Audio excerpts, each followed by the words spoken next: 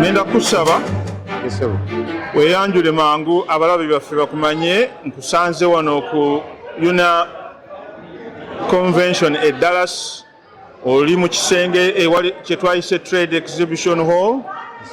Nsaba weyanjule mu buntu bantu bakumanye mangu otubule ne ku business eno gyoyolesezza wano olwaleero. Amanya bampita Kavuma nga ndi mutuuze we Boston. Nzize wano ku representing a company yaffe bagita Ujenzi Homes Uganda nga tusangibwa Kansanga ku Yusuf Mall. Ujenzi nga woolaba wano tulinawo projects zaffe ey'ekigo eyeseeta mukono n'ey'enaalya. Omulimu gwaffe okusinga gwa kuzimbira bantu bali mu diaspora.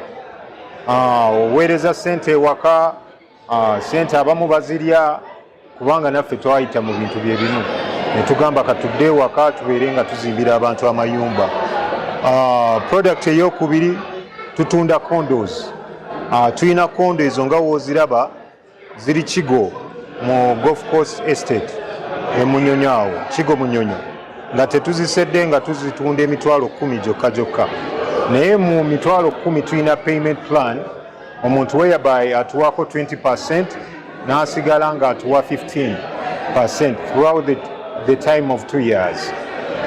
Ekirala tulina omulimu omupya gwe twatandise wagula ttaka Kampala, tomanyi bugazi bwalyo, tomanyi weriri, topography yayo togimanyi, so tutwala obuvunaanyizibwa ne tugenda ku ttaka ne tukola ne tuli surveyinga ne tukutegeeza nti wano woogamba wagula 10 ku 10 tewerawo, ne tukutegeeza nti wano 10 ku 10 gy'obadde omanyi oyina 5 ku 10.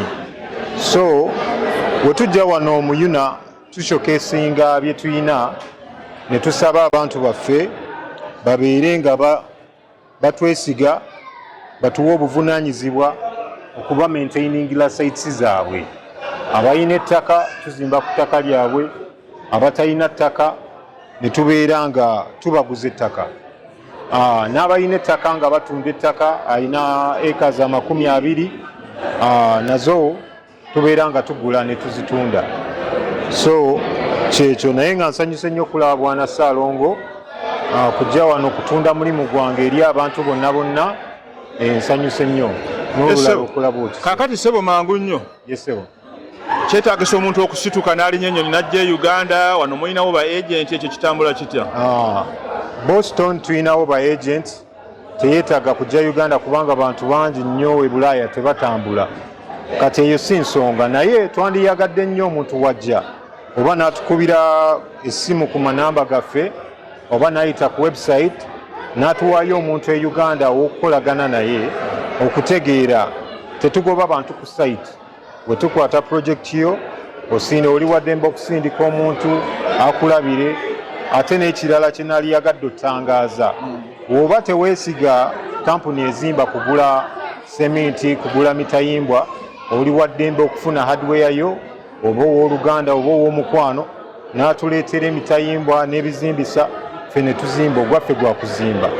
Ekirala mu kyo, ffe enzimba yaffe tetufuna ku byakuzimbisibwa sementi ki, wabula tukyajinga percentage.